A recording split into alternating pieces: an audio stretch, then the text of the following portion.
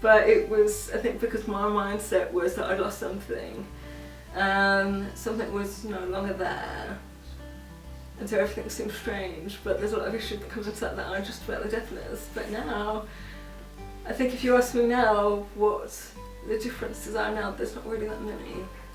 I think the main difference is people's attitude towards it.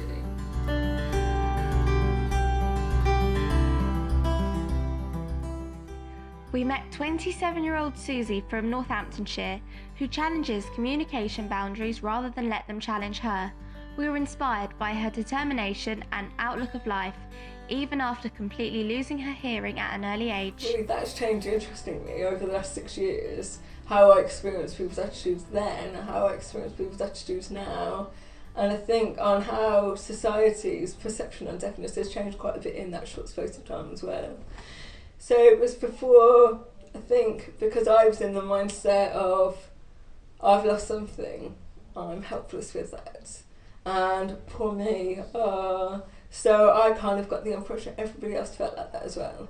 So if I struggled, if I went shopping, and I said, oh, I'm deaf by the way, sorry, I can't understand you, I would feel like they would go, oh, I'm so sorry. And they're suddenly they'd be like changing their whole attitude towards me.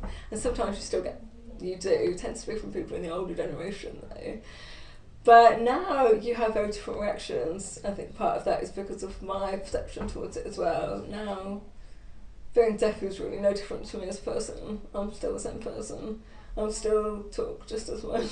I still sing just as badly. And for me, when I go out now, I own my narrative. I own who I am. I don't make apologies for anything. I don't apologise for the fact I can't understand somebody. I will say, oh, just to let you know, I'm not rude at you, by the way.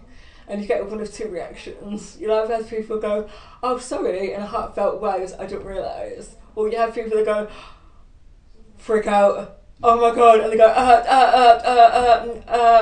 okay, because people still don't really quite know how to react to it. And I think there's lots of reasons why that happens. Mainly when we're faced with media representations of people with disabilities or people that have lost their hearing, we're faced with that sub-story. We're faced with people going, oh, you poor unfortunate person, you can't hear any sounds in this world, oh, life must be miserable for you. And they don't see that on a day-to-day basis where actually it's not miserable at all. You know, there's hardly any differences between deaf and the obvious of sound. And then what happens is we get this social view on disability. So that when you grow up in life and you've never met anybody that's deaf, or you've never met anybody that has a disability, all of a sudden someone walks into your shop, or someone walks into your lecture, or someone walks into a meeting with you and they're deaf, and you go, I've never been in this situation before. It's not about the deafness and it's not about the disability, it's about a new experience that they don't know how to deal with. And so for me, before I think I used to get angry at it, I used to get angry at the world for not understanding how I needed to communicate. And now it's so different. I understand that everybody knows everything. Apart from me, of course. Ever since losing her hearing, Suzi has not accepted that her disability could get in the way of living life to the full, especially to let it get in the way of her love for rock climbing. Instead, she has developed a solution to break down communication barriers using the sign climb system. So the sign climb system was inspired really through my own experience. I lost my hearing when I was in my early 20s, and I wanted to try and get involved in rock climbing again. One of the biggest issues for me was around communication. Mainly, how do I communicate with my V-layer? How do I tell my V-layer they're going to come down from the top? How do I know that they're ready for me to come down? How do I know if there's danger around me? All these issues, I wanted to understand how you could get over that. And so I could just get on with climbing. We started to get a lot of young people coming into the clubs who had lots of different communication needs. As it started from my experience around deafness, we found that young people with autism, learning difficulties, learning disabilities, people with dyslexia, different variety forms of hearing loss, also just people who tend to struggle with English language itself. And they all seem to benefit from this method that we were using. Really, it was inspired hugely just by the fact that I wanted to enable people to climb. And I didn't want something getting in the way, especially something as insignificant as communication, yet so significant. But I just wanted to find a way for people to be able to get over that. On an additional note, communication is how we access the world. It's how we make decisions. It's how we make sense of everything around us. When you don't have the same access to that communication as everyone else, your world starts to slowly close in a little bit. So just to provide some effort, some base of extra communication that suits the individual, not you, it opens up a whole world for them. The aim of the system was to provide an inclusive environment. We wanted an environment where people with any issues, any different disabilities could come along, even if they didn't have disabilities. Everybody would be using the same communication methods in the club. That way, if somebody came along who did have a communication difficulty, they wouldn't feel excluded. It wouldn't feel like, oh, you're deaf or you've got autism, we need to put you over in this corner and we need to use a different method for you. What we wanted to do is try and make it as inclusive as possible. What we want to do is make sure that we can start to break down those barriers. Unfortunately, in our society, communication difficulties or disabilities and physical disabilities aren't really equal. You go to any business and it's a legal requirement for them to make access for physical access, but people won't have the same attitudes towards communication. There's lots of reasons involved with that.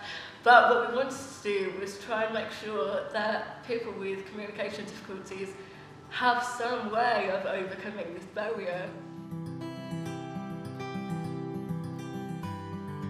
In terms of, I mean, it's only been, 6 years since I've lost my hearing, but I've come on this really incredible journey from not being able to accept that the way I communicate now was the best I was going to get. I was always striving to try and find my hearing again. I wanted to be fixed. And then I realised, well, I'm just holding myself back here. I'm shooting myself in the foot. If I keep relentlessly trying to obtain some form of sound, all I'm doing is giving that sound the importance over my life. And that sound becomes this control effect over my life, and I don't want that. I want it to be me again. So there's this thing that's called the shattered bars theory. And essentially what it is it's an analogy about how we look at ourselves after trauma.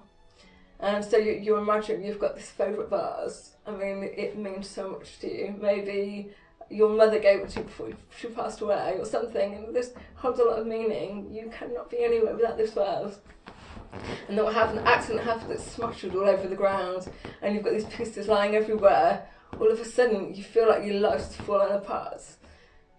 And you have two choices then. You're faced with, do I try and put it back together? It's never going to work as a vase again, ever. It's always going to leak. There's always going to be things that don't work properly. Or am I going to take that and I'm going to make it something beautiful? I'm going to create it into a nice mosaic. And I'm going to say, I'm going to give it a new lease of life. So that's what I decided to do.